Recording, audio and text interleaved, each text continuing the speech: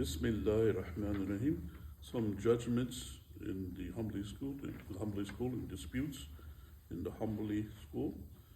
Alhamdulillahi Rabbil Alameen. Salatu wassalamu ala Rasul al-Kareem. Rabbana taqabbal minna sinna ilma wa hikma wa huda. As'alullaha an yuwaffiqna lima yuhibbu wa yarda. أن ينفعنا ما علمنا بما ينفعنا اللهم صل على سيدنا محمد عبدك ورسولك النبي الأمي وعلى آله وصحبه وسلم تسليما. أعوذ بالله من شرور أنفسنا ومن سيئات أعمالنا. اللهم آتنا نفوسنا تقواها وزكها أنت خير من زكاها أنت وليها ومولاها اللهم امشفنا أما بعد. All the praises belong to Allah subhanahu wa ta'ala, and may peace and blessings be upon Prophet Muhammad sallallahu alayhi wa sallam. Everything in the world that happened by Allah subhanahu wa ta'ala. In this world it's going to be over, and Allah is going to make the akhirah, the next life, and everybody will be repaid for what they did in this life here. And may the blessings and peace be upon Prophet Muhammad sallallahu alaihi wasallam, the messenger of Allah subhanahu wa ta'ala, that came with a message for all the people and what comes after. So the next lesson that we have is a lesson on some of the cases that the Sheikh mentions, and the ruling that's based on the cases. And sometimes what happens is, if the Sheikh talks on if a person to become a judge, how to judge the cases. What happens is sometimes you have a case and then two people that come, and you don't really have a judgment on one particular side. There's not proof or something like that. So how is the judge going to judge? What would normally be the case? If there's like somebody they bring into court, and they're both equal, what would happen? There's nothing to do. The judge would say, okay, dismissed, right? Dismissed. But then they're going to come again. They're not just going to be dismissed, they're going to come again, right? So it's just going to keep going. Isn't that true? So they're going to say that the judgment is, with prejudice, I think that's what they say, so that they can bring the case again in the future. But the thing is, if you dismiss it, like let's say you're a judge, right? And two people they come, they have a case against each other, and then they're equal on each side. Then what do you say? So it's dismissed, right? Until again, they're going to come again. So then eventually you got to come up with a judgment, right? You get tired. That's what I'm thinking, So that's why the Sheikh mentioned these things over here, these scenarios here, where you don't have proof on one side or the other. It's just people saying each other on what to eventually give the judgment. That's what the Sheikh says over here. These are some of the scenarios that he mentions here, and so we'll talk about that inshallah. Okay, inshallah. And so the previous lesson it talks about the steps that you go through. First, the plaintiff, he comes and the judge asks him, do you have the evidence of your claim? And if he does, then the judge bases it on the evidence that he has. Then the defendant, then goes to the defendant and he said, is what the plaintiff's saying correct on the charge against you? The defendant says, yes, it's correct, and that's it, the judgment is done. But the defendant says, no, it's not correct. He's not saying what's correct. Then the defendant, if there's no proof, then he has to swear. And that's the hadith from Rasulullah sallallahu alaihi wasallam. The plaintiff, he has to bring the evidence, and the defendant, he does the swearing. Otherwise, anybody can come and claim anything and take the wealth of people. So that's how that goes. And so that's what it goes. But in some cases, you don't have like a clear evidence on one side or the other. So that's what the Sheikh talks about the ruling in those particular cases. Okay, did you read the first one? Yes.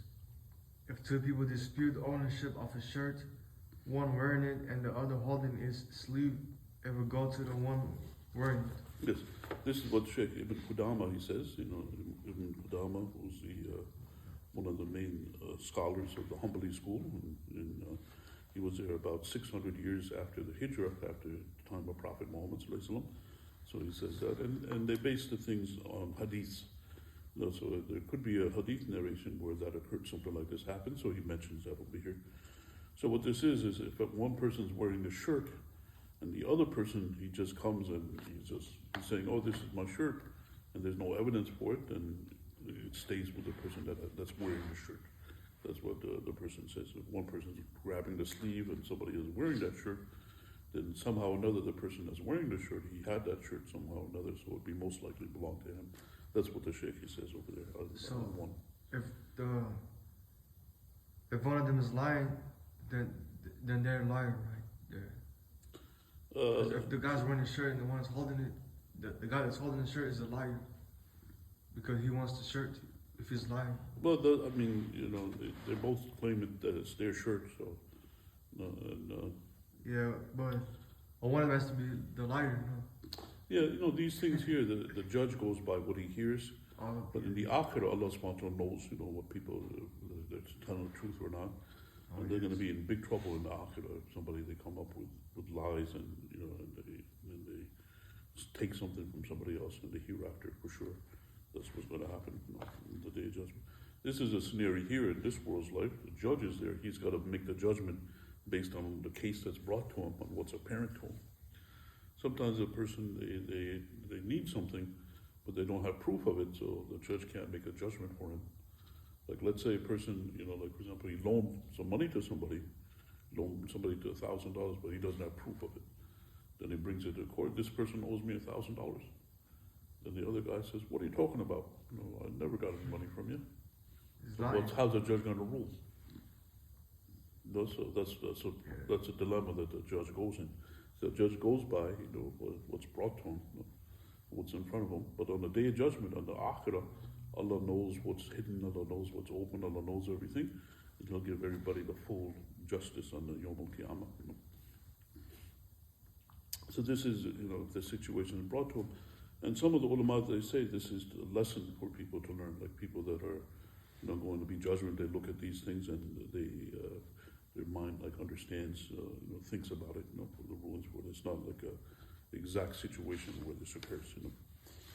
All right, inshallah, so that's the case, because somebody that might be wearing a shirt, it's likely that that belongs to him because he's wearing it. The other person is just saying that it was his. So then the other person has to claim that he stole it or something like that. So that's a different issue, no? Okay, inshallah, so that's the first one. To read number 2. If two people dispute ownership of an animal, one riding it or carrying a load on it, it belongs to the one riding it. Yes. So somebody's using a particular animal like a donkey or a horse, and he's riding on it, or he has a load on it, and another person comes and he says, and they dispute each other. There's no proof on who it belongs to. Then they will go, by default, will go to the person that's riding it or that's carrying something on it. Because the other person has to have evidence that it belongs to him, you know, right? If he claims that it's his, he can't just make the accusation. So then it would stay with the one that's riding on it or the one that's carrying a load on it. That's number 2. And number 3. If two people dispute ownership of land containing trees, a building or crops, it belongs to the one who owns it. Yes. Okay, there's 2 scenarios over here. The one that they mentioned in the Hanbali school, they say that it's not a person they don't know for sure who owns the land. And there's a person that has things on it, like he has a building on it, or he has his trees on it, and he has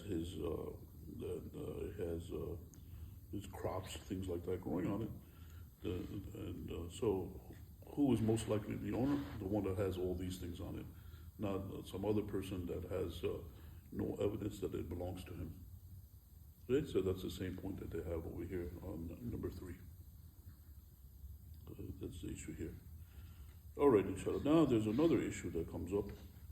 Let's say that the land belongs to somebody, and somebody grew crops on it, or somebody built something on it, and somebody has a tree on it, and he has clear proof. It's really his land, his property, and somebody built all those things on it. So what happens is the people that built the things on it, they don't have any right to what they did because they did it wrongfully. Now let's say that you have your backyard, for example, right? Somebody comes along and he grows tomatoes in your backyard. Oh, okay. He has no right to those tomatoes, you know. No. Because Prophet Muhammad said the sweat of an unjust person doesn't have any value. Just because a person did the labor, he doesn't have any right to it. No. That's what he says. But in this scenario here, it's questionable of who owns it.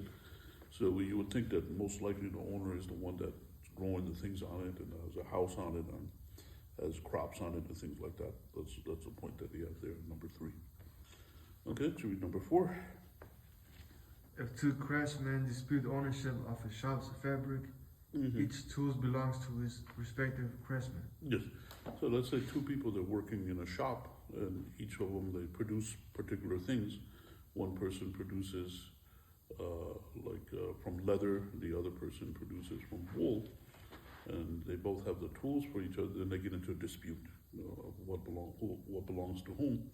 Then obviously the one that produces the leather belongs to him, right? Because he makes the leather, and the one that produces from wool, it belongs to the person that produces the wool, and likewise the tools that do those things. So that's what will happen if there's no clear evidence of something. That's how the judgment would go.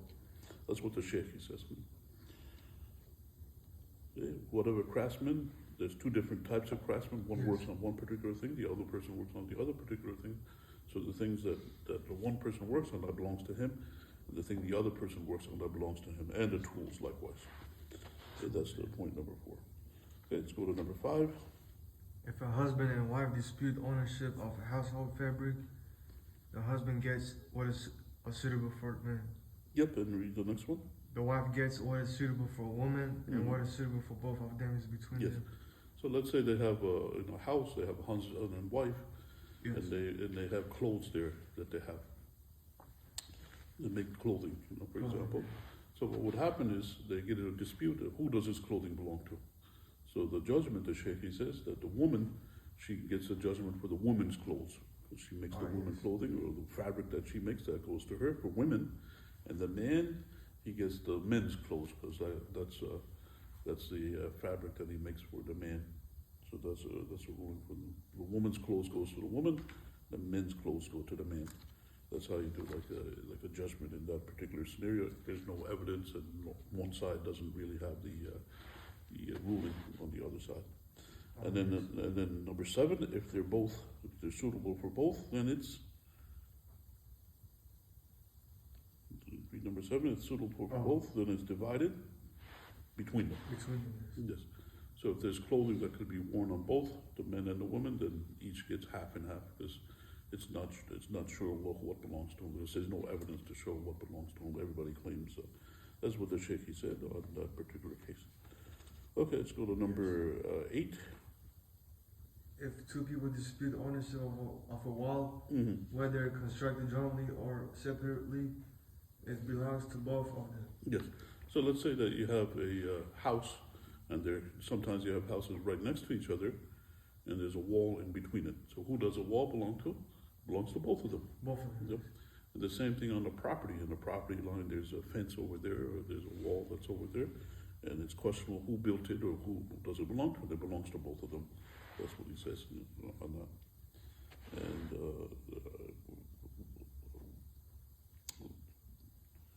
whether both of them worked on it, or if it's there together. Okay, challah, that's a wall that's between the neighbors, that's what that refers to. Or a wall in a house that's connected to the other house, it belongs to both of them. Because Prophet Muhammad said that in the hadith, that a person that's their neighbor, he has a right to put a peg in the wall. Peg? A peg like to hang things on it. Oh, okay. In the wall, so he has a right to do that. Okay, to read number 9. If it is constructed solely by only one of them, it belongs to that one. Yes. So they're talking about the previous one is saying that they both worked on the wall, They built the wall, that it belongs to both of them. But if only one of them built the wall, then it belongs to the one that built it. That's the point that he has on number 9. Indicates if there's a wall between two properties, who does that wall belong to? Who does that fence belong to? If both of them worked on it, it belongs to both of them. That's what the Sheikh said. Okay, so the number 10, it talks about it is between them. That means divided between the two in these scenarios. Would you read number 10? If the owner of the upper and lower floor dispute ownership of the roof of them, yes, then it belongs to both of them. So sometimes in overseas you have an apartment building, and you have different floors, and people, they own a particular floor. Oh, okay. So if you have, like, for example, a 3-story apartment building or 2-story apartment building, somebody owns the first floor, somebody owns the second floor, somebody owns the third floor. So who does the roof belong to?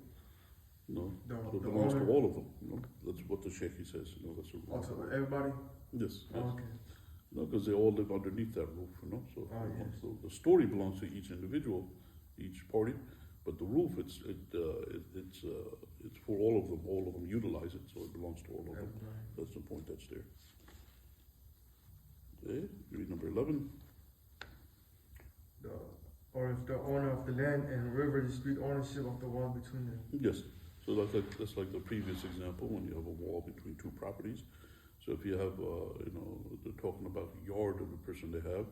If there's a fence between it or there's a wall between it, then it belongs to both of them.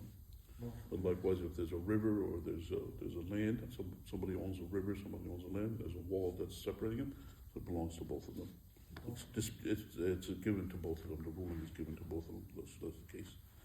Okay, number 12. Or if they dispute a shirt, one holding one sleeve and the other Yes. the other. Yes, so it's disputed both of them. There's not evidence to show it. That's what happens here. Okay, inshallah. So those are some of the things that the Sheikh mentioned, Sheikh Ibn Qudamah, based on the hadiths and based on the rulings in these particular scenarios.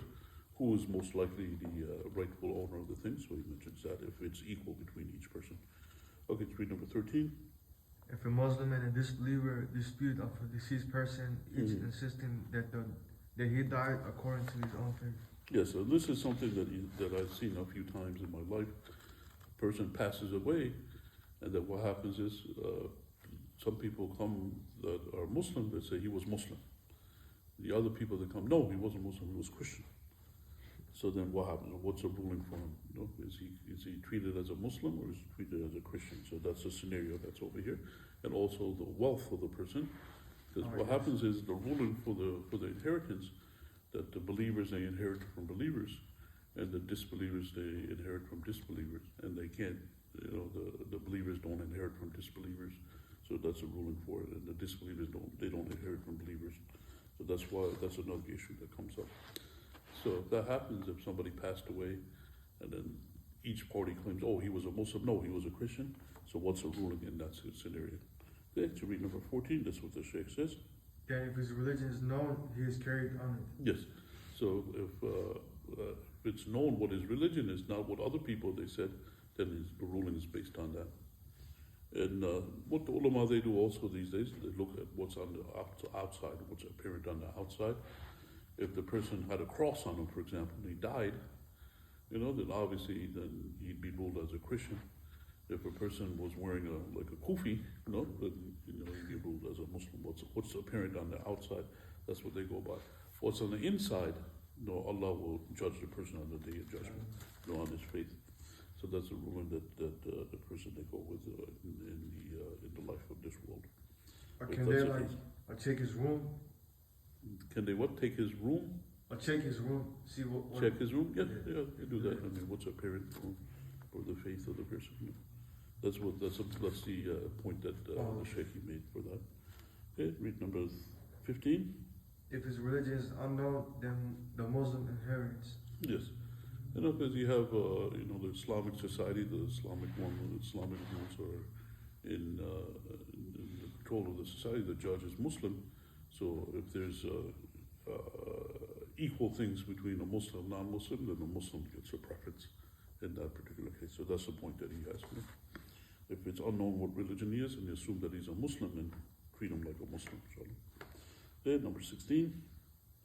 Likewise, if both have evidence. Yes, if both have evidence, one has evidence, oh, he was a Muslim, the other one has evidence that he's a Christian, then it's equal and equal, so then assume that he's a Muslim. Okay. Number 17. If only one has evidence, it is judges based on it. If it's one person is just talking, if the other person has proof, then the judge goes by the evidence. Because the talking, it's really there's no validity to it because there's nothing to back up their talking from it. You'd say that's what the point is over there. So if there is some evidence, some proof that's brought, then the judge has to go by that evidence and that proof. All right, inshallah. Let's go to number 25. If a man says to his slave, if I recover from this illness, you are free. Okay. The issue about the slaves is that they're treated as property, and when a person they pass away, his property he goes to this inheritance. He can't just give the things away. Even a slave also, even though the person they want to free a slave, he should do it before he passes away. No, Yes. if it's done when he passes away, then that's considered part of his wealth, and he only has authority up to 1/3 of his wealth that he has.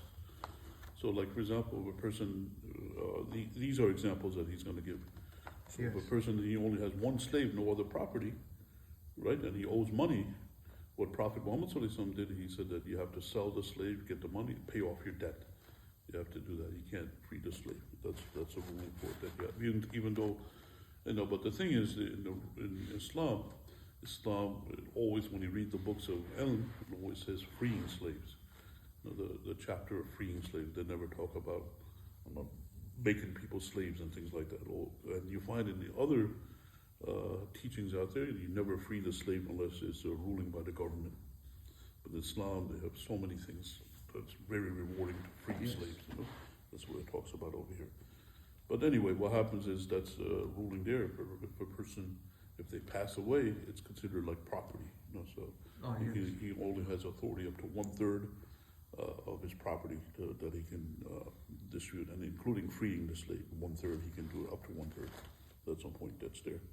Okay, so in this scenario, if a person, he says, if I recover from my illness, the slave is free, or if I die, if I get killed, the slave is free, then what happens? 26, what's the ruling for it? If I am killed, you are free. Yes, if he tells that to the slave. And then what happens? Read number 27. That if the slave claims his recovery or death, and the inheritance denied, go by the words of the inheritance. Yes. So that what happens is, obviously, if the slave claimed the recovery, then that's not the case, because he recovered. He didn't free him at that time. He was still a slave afterwards. Then he died. So then obviously he was still a slave at that time. So that wouldn't be true if he claimed recovery. Yes. So because if the person said that if I recover, you're free, then he recovers and he's free already, right? So Oh, why yeah. is a dispute happening after he passed away? But then in the case of where he got killed, that's the other issue, then what happens is he's considered to be property, and the person is like making a will that I'm going to give all my property to charity when I die. You can't do that. He has to go to the obligatory inheritors. You can only will up to 1/3. That's the issue. That's over here. So that's what the Sheikh, he says at that ruling. So the inheritors, they really have a say on it, whether he's going to be free or not. Oh, yes. Okay. And then read number 38. That's the last point. Number 28. That's the point that's here about that. If each of them provides evidence for his statement, the slave is freed because the testimony is addition to the evidence. Yes. So if the people that are inheritors, they have evidence that the person said that the slave is going to be free when I pass away, then you'll be free. That's what the Sheikh says. If each of them they do that.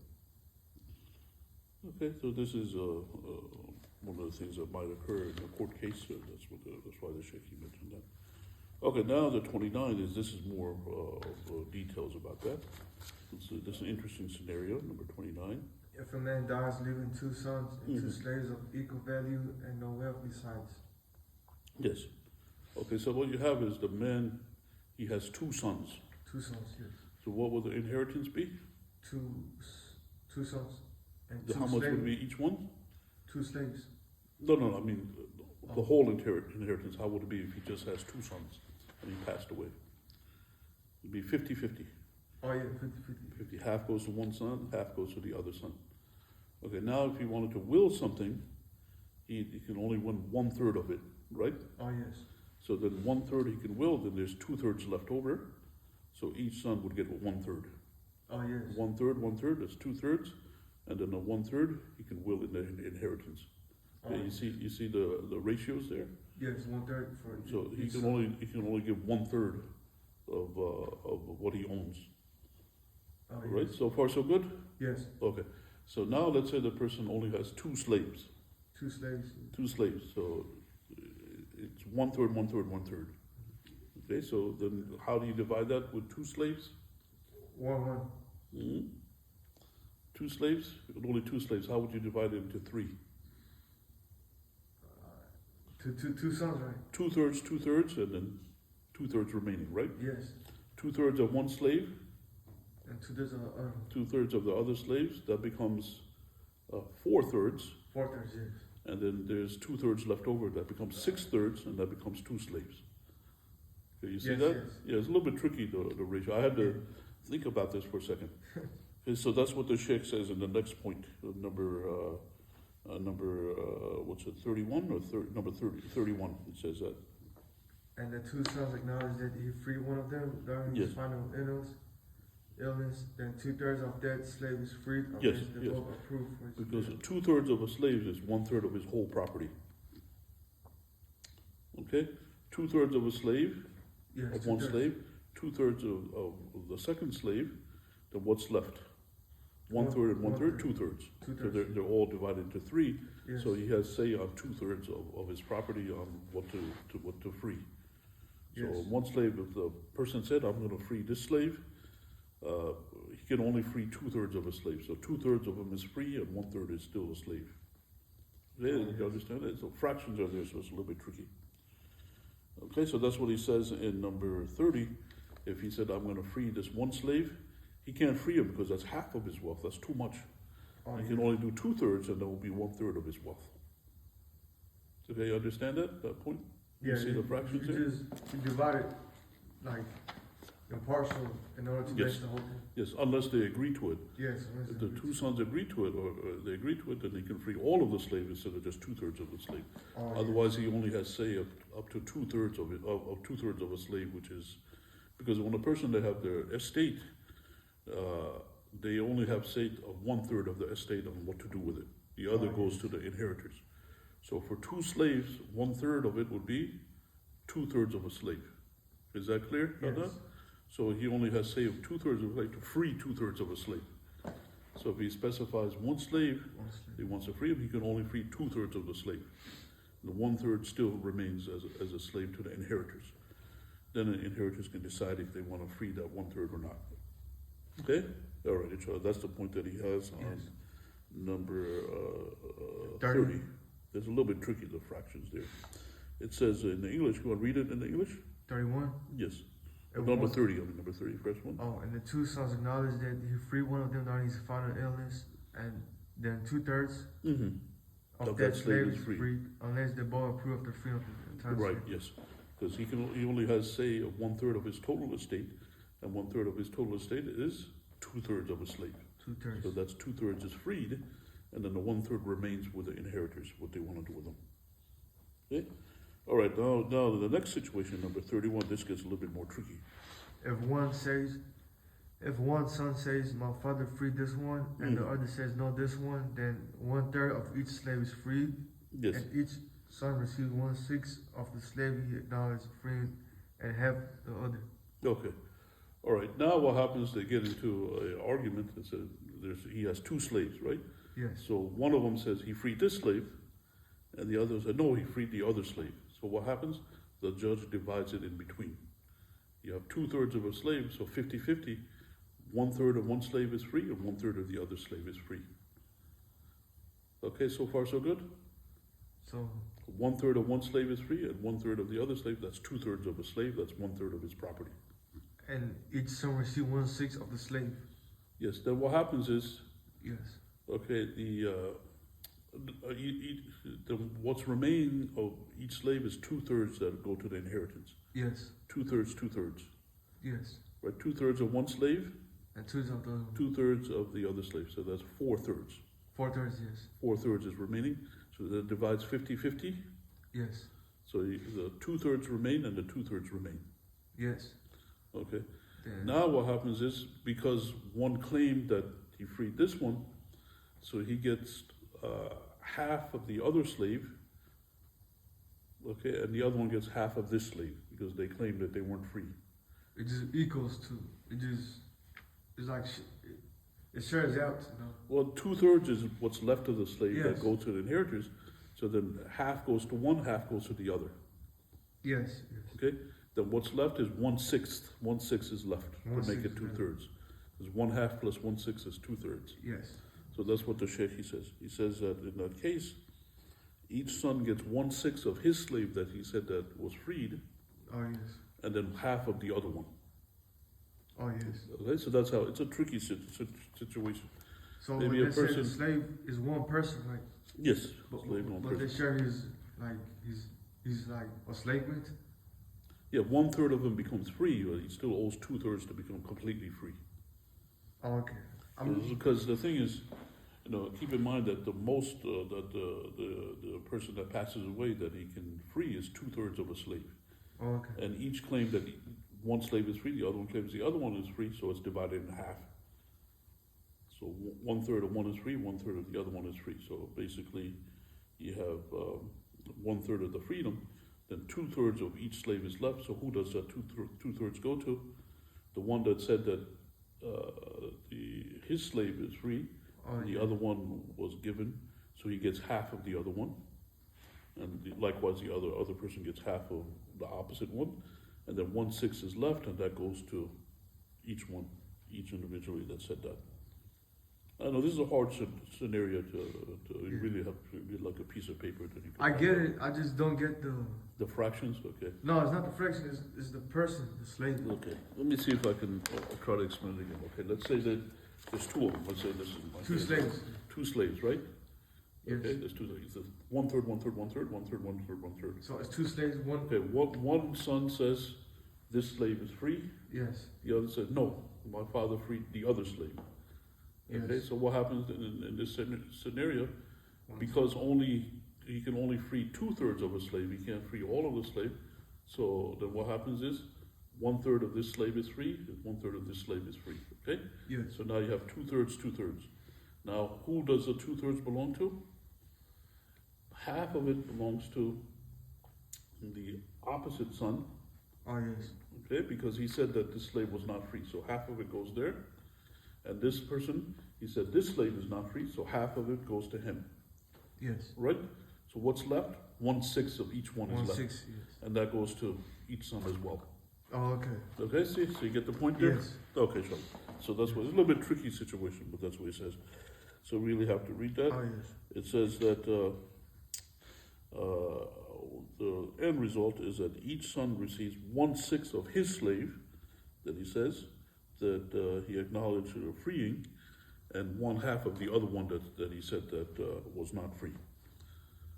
Okay, so then that's how it goes. So that's how the proportions are. Then they can decide if they want to free their share or not. After that. Okay, that's a tricky situation. Okay, let's read number 32. If the second son says, "My father freed one of them, but I don't know which one," Yes. then lots are drawn between them, and the lot serves as the determination of Yes. which slave are part Yes. to free. So if there's two sons there. They say, "My father freed one of the slaves. We don't know which one it is. No, we're not Oh sure." yes. So they do the qura, they do the random, and whichever one that comes up in the lot, that one is freed. But it's 2/3 that are free, because that's what they can do. That unless the sons agree to let go of the other 1/3 to free him completely.